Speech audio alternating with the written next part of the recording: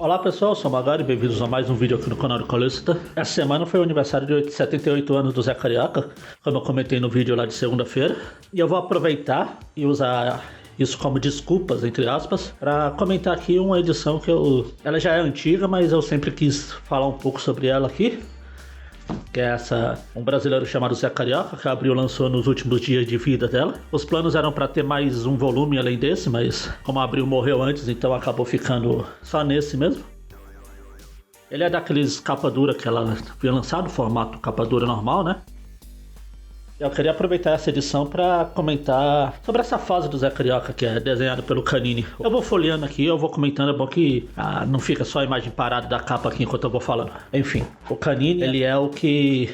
Eu ia falar guardando as devidas proporções, mas não, é exatamente isso. Ele é o que o Karl Barks é pro Donald. Ele não criou o personagem, mas... basicamente todo o desenvolvimento que a gente tem assim do personagem, o universo em torno do personagem, no caso do Donald foi do Barks e o Zé é o Canini, porque antes do Canini o Zé era apenas um personagem genérico. Ele estreou lá no Alô Amigos, depois estrelou algumas tiras de jornais nos Estados Unidos, etc.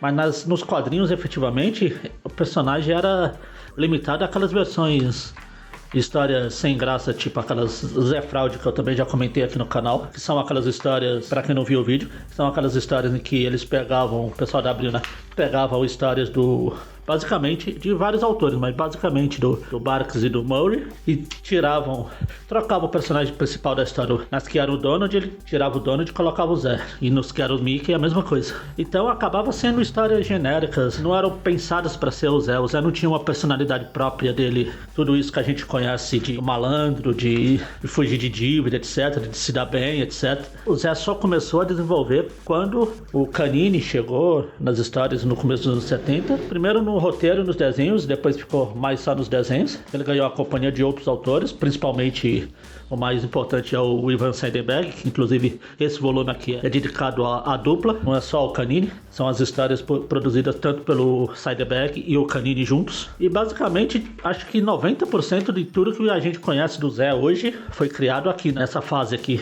que é basicamente histórias dos anos 70 como um todo.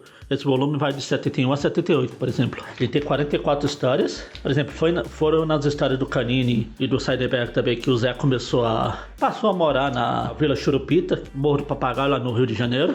O Canini é o dono de um traço todo particular.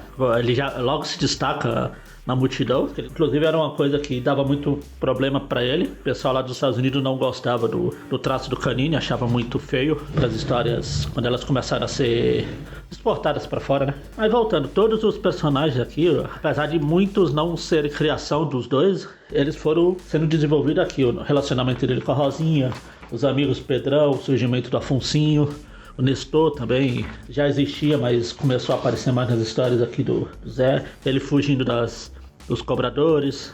Enfim, a essência do personagem estão nessas histórias do Canini. Outros autores depois foram expandindo isso, melhorando, mudando aqui, mudando ali. A mesma coisa que aconteceu com os patos no Karl Barks. Por exemplo, foi o Canini que criou toda a família do Zé, os primos lá, o Zé Paulista, aqui no caso. Inclusive o Zé Paulista surgiu na primeira história do Canini. Não está nesse volume, porque como eu falei, esse volume aqui era dedicado ao Ivan e ao Canini. E essa história do Leão que Espirrava, que é a primeira aparição do Zé Paulista, é a história só do Canini. Como eu falei, o Zé Paulista, o Zé Queijinho, o Zé Jandaia, o Zé Pampeiro.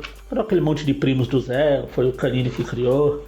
A Ana Kozeca veio numa história do Canini também. Aqui a gente tá passando por uma história do Super Zé, ele sonhando com o super personagem, que inclusive é uma coisa que o Canini e o Seidenberg vão criar aqui. Morcego Verde foi criação dos dois. A agência de detetive Moleza também, que o Zé e o Nestor mantêm aí ao longo dos anos. Enfim, é uma fase importante do personagem. Acho que se você quiser conhecer o Zé Carioca, se você não conhece, esse volume aqui é imprescindível. Atualmente ele tá meio fora de estoque nas lojas oficiais. Quando eu digo lojas oficiais, é a loja da Abril não existindo mais, né? Mas, por exemplo, a Amazon, você não encontra ele muito bem. Mas Mercado Livre você até acha você procurar por aí. Edição que eu recomendo vocês a comprarem. Infelizmente a gente não tem a continuação, o segundo volume prometido. Quem sabe algum dia a Panini... A Culturama eu acho que não, pelo fato do estilo do que eles publicam serem mais voltados para coisas recentes. Mas quem sabe a Panini não dá uma continuação para isso daqui.